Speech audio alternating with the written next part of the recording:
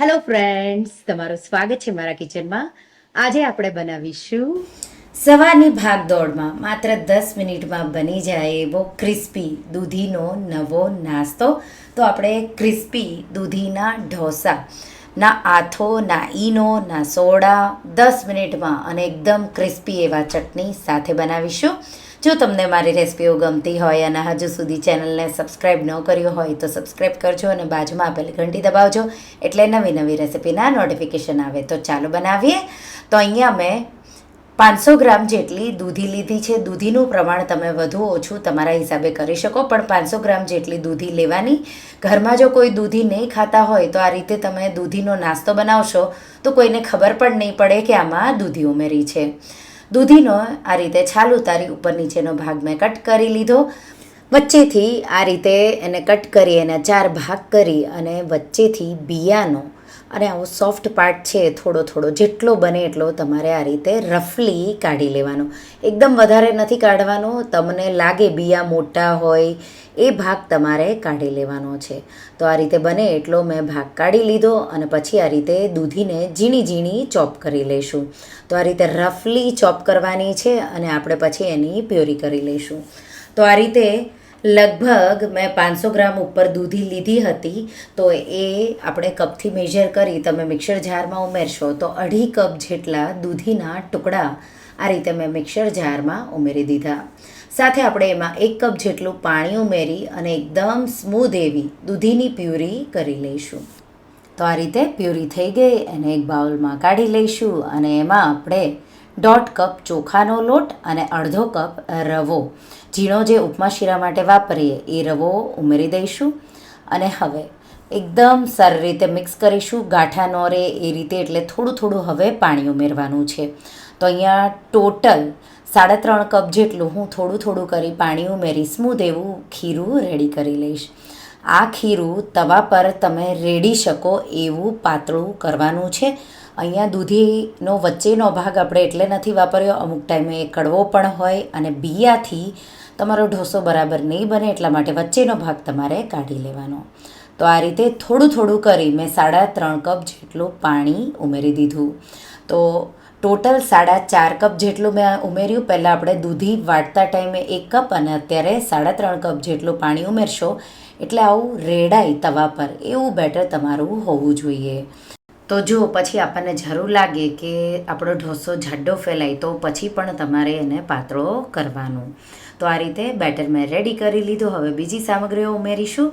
2 teaspoon chilli flakes, 1/2 teaspoon કે પછી સ્વાદ પ્રમાણે મીઠું, 1 ટીસ્પૂન મરી પાવડર, એનાથી બહુ સારો એવો ટેસ્ટ આવશે. સાથે 1 ટીસ્પૂન જેટલું ખમણેલું આદું, 1 થી 2 મોળા લીલા મરચાં લઈ મેં એના રિંગ કરી ઉમેર્યા છે. તીખું તમને જોવે તો તીખા મરચાં લઈ શકો, પણ બહુ તીખું ન થઈ જાય એટલા માટે મેં મોળા મરચાં લીધા. 10 થી 12 મીઠા લીમડાના પાન ઝીણા ઝીણા ચોપ કરીને મેં ઉમેર્યા. 1/4 કપ જેટલું કેપ્સિકમ ઝીણું ઝીણું ચોપ કરીને ઉમેરી દઈશું અને અડધું ગાજર આ રીતે ખમણીને મેં ઉમેરી દીધું અને 1/4 કપ જેટલા લીલા ધાણા ઉમેરી અને બધી સામગ્રીઓને મિક્સ કરીશું. આ રેસિપીમાં તમારે ડુંગળી વાપરવી હોય તો તમે ગાજરના જગ્યા પર ડુંગળી પણ ઉમેરી શકો અને ગાજર કે ડુંગળી બેમાંથી એક બી વસ્તુ ન વાપરવી હોય તો પણ બહુ પરફેક્ટ એવો ટેસ્ટ આવશે. મિક્સ કરી દીધું અને બેટર મેં બધી સામગ્રીઓ ઉમેરી એમાં થોડું જાડું થઈ ગયું. તો આપણે 1/4 કપ જેટલું પાણી, અને જ્યારે તમે ઢોસો બનાવો ત્યારે લાગે કે જાડો પડે છે તો પાછું તમે થોડું 1/4 કપ જેટલું પાણી ઉમેરી દેવાનું. તો બેટર આપણું રેડી છે. હવે આપણે એમાંથી ઇન્સ્ટન્ટ ઢોસા બનાવીશું. તો તવો મેં સારો એવો ગરમ કરી લીધો. ડોયો ભરી બેટર આ રીતે ફરતું તમારે પૂરા પેન ઉપર, નોનસ્ટિક પેન ઉપર આ રીતે ફેલાવી દેવાનું છે. અહીંયા કિનારીવાળો તવો હશે તો એકદમ સારો એવો શેપ આવશે. આ રીતે તમને લાગે કે ગેપ રહી જાય તો આ રીતે ફિલ કરી દેવાનું. ગેસની ફ્લેમ હાઈ રાખી 3 થી 4 મિનિટ માટે આપણે એને થવા દઈશું. સાથે આપણે ઉપર ઘી કે તેલના થોડા ટીપા તમારે આ રીતે છાંટવાના છે અને પછી ફરતું આ રીતે તમારે એને શેકવાનું છે. તો વચ્ચે જ જો હાઈ ફ્લેમ રહેશે તો બળી જશે, સાઈડમાં બરાબર કૂક નહીં થાય. એટલે આ રીતે ફરતું ફરતું મેં 4 મિનિટ જેવું થવા દીધું. આ રીતે ગોલ્ડન ઉપરથી દેખાવા લાગે એટલે કિનારીઓ તમારે અલગ કરી અને પછી આ રીતે તમારે એને આ રીતે ફોલ્ડ કરી અને કાઢી લેવાનું. જો લાગે કે ચીપકે છે, કિનારીઓ અલગ નથી થતી, તો હજી કાચો હોય તો તમારે એને હજી 1-2 મિનિટ જેવું થવા દેવાનું. તો તૈયાર છે, હું એને બહાર કાઢી લઈશ. એ જ રીતે આ જ ગરમ તવા પર આ રીતે તમારે પાછું બેટર ફેલાવવાનું છે. તો અહીંયા ધ્યાન રાખવાનું છે, બેટર જો જાડું હશે તો કૂક થતાં વાર લાગશે અને ફેલાશે પણ નહીં. બેટર બહુ પાતળું કરી નાખશો તો ચીપકી જશે. તો એ બે તમારે ધ્યાન રાખવાનું છે. તો આ રીતે હાઈ ફ્લેમ કરી મેં બીજો પણ આ રીતે ફેલાવી દીધો. ઉપર ઘી આપણે આ રીતે ડ્રીઝલ કરી દઈશું, એકદમ સારી રીતે કિનારીઓ પર પણ આવે એ રીતે. અને હાઈ ફ્લેમ પર 4 મિનિટ જેવું મેં એને થવા દીધું. 4 મિનિટ જેવું થશે તો ફરતી કિનારીઓ પણ કાચી ન રહી જાય એ ધ્યાન રાખવાનું, નહીં તો પછી બરાબર એ ઉખડશે નહીં. અને આ રીતે કિનારીઓ મેં અલગ કરી અને એને ફોલ્ડ કરી લીધું અને તૈયાર થઈ ગયો. આપણે એને બહાર કાઢી લઈશું. તો એકદમ પરફેક્ટ એવો ક્રિસ્પી ઢોસો બનીને તૈયાર થઈ ગયો. હવે બીજા ઢોસા બને ત્યારે સાથે સાથે ચટણી પણ બનાવી લઈશું. એક પેનમાં 1 થી 2 ટીસ્પૂન જેટલું તેલ ગરમ કરી એમાં 4 લસણની કળીઓ, અને લસણની કળીઓ થોડી હલકી સતળાય એટલે આપણે 3 થી 4 સૂકા લાલ મરચાં. હવે મોળા તીખા તમારે ચટણી કેટલી તીખી બનાવી છે એ વેરાયટીના તમારે સૂકા મરચાં લેવાના.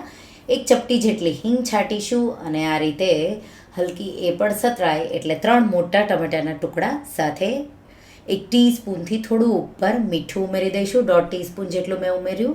અને ટમેટાં સોફ્ટ થાય ત્યાં સુધી ટમેટાને આપણે સાતળી લઈશું. ટમેટાં સોફ્ટ થઈ જાય એટલે એક નાનો ટુકડો આંબલીનો, સાથે આંબલીનો ટુકડાને 1-2 મિનિટ જેવું થવા દઈશું. એટલે હવે આપણે ગળપણ માટે 1 ટીસ્પૂન જેટલો ગોળ ઉમેરી દઈશું. તો આંબલીની ખટાશ ટમેટાની ખટાશ બેલેન્સ કરે. મિક્સ કરી દઈશું અને હવે ગેસની આંચ બંધ કરી મિશ્રણને હલકું ઠંડુ થવા દેવાનું. હલકું ઠંડુ થઈ જાય એટલે તમારે એને મિક્સર જારમાં ટ્રાન્સફર કરી અને આપણે એની ચટણી આ રીતે વાટી લઈશું. તમે ઠંડુ પણ થવા દઈ શકો. મેં ડીપ મિક્સર લીધું છે એટલે ઉડશે નહીં, એટલા માટે હલકું ઠંડુ કરી મેં એને આ રીતે અધકચરા જેવું વાટ્યું. પછી લીલા ધાણા થોડા 1/4 કપ જેટલા ડાળખા સહિત ઉમેરી પાછું મેં અધકચરું વાટી અને ચટણી આવી આપણી રેડી થઈ ગઈ. ગરમા ગરમ ક્રિસ્પી દૂધીના ઢોસા અને સાથે આપણે આ રીતે ચટણી સર્વ કરીશું. સવાર હોય, સાંજ હોય કે બપોરે તમે દૂધી જો ઘરમાં હોય તો એકવાર આ રીતે ઇન્સ્ટન્ટ ક્રિસ્પી એવા દૂધીના ઢોસા ઝટપટ બની જાય એવા એકવાર ટ્રાય કરજો. એકદમ ક્રિસ્પી એવા બનશે અને એક સાઈડથી જ થવા દેવાના. તમારે બીજી સાઈડથી થવા દેવા હોય તો એ સાઈડથી પણ થવા દઈ શકો. અને ચટણી સાથે કે ચા સાથે એકલા પણ ક્રિસ્પી બહુ સારા એવા લાગશે. તો રેસીપી એકવાર ટ્રાય કરજો અને મને કહેજો કે તમને આ દૂધીનું નવા નાસ્તાની રેસીપી કેવી લાગી. રેસીપી કેવી લાગી મને કમેન્ટમાં જરૂરથી જણાવજો. અને જો રેસીપી ગમી હોય તો વિડીયોને લાઇક કરજો, શેર કરજો અને મારા ચેનલને સબસ્ક્રાઇબ કરજો. અને આવી જે નવી રેસીપીઓ માટે તમે બેલ આઇકોન બટનને પ્રેસ કરજો. Thank you for watching.